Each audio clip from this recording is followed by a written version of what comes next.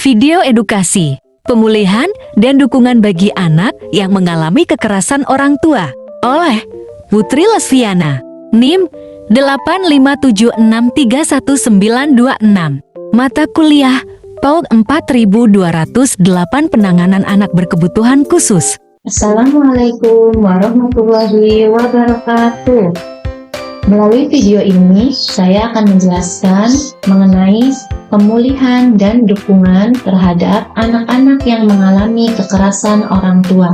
Baik teman-teman, hari ini kita akan membahas topik yang sangat penting, yaitu anak-anak yang mengalami kekerasan oleh orang tua. Bagaimana caranya kita membantu mereka? Mari kita belajar bersama-sama agar kita bisa membantu anak-anak yang mengalami kekerasan orang tua. Pertama, apa itu kekerasan terhadap anak? Apa itu kekerasan terhadap anak? Kekerasan terhadap anak adalah ketika anak diperlakukan dengan kasar atau menyakitkan oleh orang tua mereka. Ini bisa terjadi dalam berbagai bentuk, seperti kekerasan fisik yang melibatkan pemukulan atau cedera fisik lainnya. Kekerasan emosional yang mencakup hinaan, cemoohan, atau kata-kata yang menyakitkan, serta pengabaian, di mana kebutuhan dasar anak seperti makanan, pakaian, dan perhatian tidak dipenuhi. Kekerasan ini berdampak buruk pada kesehatan mental dan fisik anak. Kedua, apa dampak dari kekerasan terhadap anak? Apa dampak dari kekerasan terhadap anak? Kekerasan bisa memiliki dampak jangka panjang pada anak. Secara emosional, anak mungkin merasa takut, tidak aman, dan memiliki harga diri yang rendah. Mereka bisa mengalami kesulitan dalam membentuk hubungan sosial yang sehat dan bisa merasa terisolasi. Secara fisik, mereka mungkin mengalami luka-luka atau cedera. Dampak psikologisnya bisa termasuk trauma, depresi, dan kecemasan yang berkelanjutan. Semua ini bisa mengganggu perkembangan mereka dan membuat mereka kesulitan di sekolah dan dalam kehidupan sehari-hari. Ketiga, bagaimana cara membantu anak yang mengalami kekerasan? Bagaimana cara membantu anak yang mengalami kekerasan? Untuk membantu anak yang mengalami kekerasan, kita bisa menggunakan program pemulihan yang disebut Safe Haven. Program ini dirancang untuk membantu anak pulih secara psikologis dan emosional melalui pendekatan yang aman dan mendukung. Ada beberapa langkah yang diambil program ini untuk memastikan anak mendapatkan bantuan yang mereka butuhkan. Di antaranya ada terapi bermain dan konseling individu. Keempat, apa itu terapi bermain? Terapi bermain adalah sebuah metode di mana anak-anak menggunakan mainan sebagai alat untuk mengekspresikan perasaan dan pengalaman mereka. Dalam sesi terapi bermain, seorang terapis akan mengarahkan anak dalam berbagai aktivitas bermain yang dirancang untuk membantu mereka mengeluarkan emosi dan pengalaman yang sulit dipahami atau diungkapkan melalui kata-kata.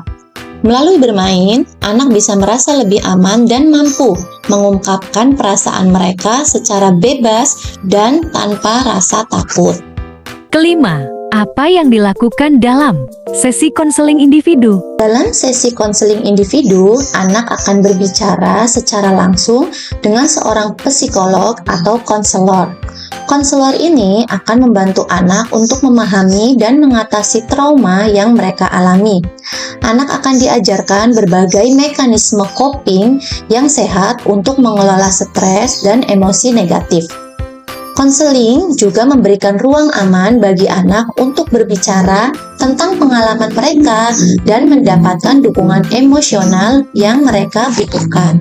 Keenam, bagaimana terapis mengetahui apa yang dibutuhkan anak? Terapis melakukan asesmen awal melalui wawancara. dan observasi untuk mengidentifikasi kebutuhan psikologis dan emosional anak. Selama wawancara, terapis berbicara dengan anak dan mungkin juga dengan anggota keluarga atau guru untuk mendapatkan gambaran lengkap tentang situasi anak.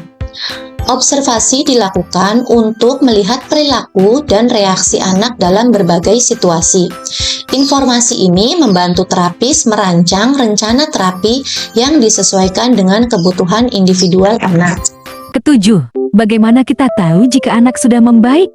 Kemajuan anak dipantau melalui monitoring dan evaluasi rutin.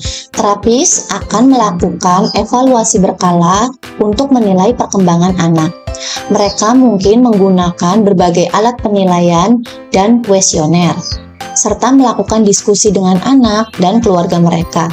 Jika anak menunjukkan tanda-tanda perbaikan seperti lebih sedikit gejala trauma, peningkatan kesejahteraan emosional, dan lebih baik dalam interaksi sosial, ini menunjukkan bahwa intervensi yang dilakukan berhasil. Jika diperlukan, rencana terapi dapat disesuaikan untuk lebih memenuhi kebutuhan anak. Kedelapan, apa yang bisa kita lakukan untuk membantu? Kita semua bisa berperan dalam membantu anak-anak yang mengalami kekerasan dengan memberikan dukungan emosional, mendengarkan mereka, dan melaporkan kekerasan kepada pihak yang berwenang.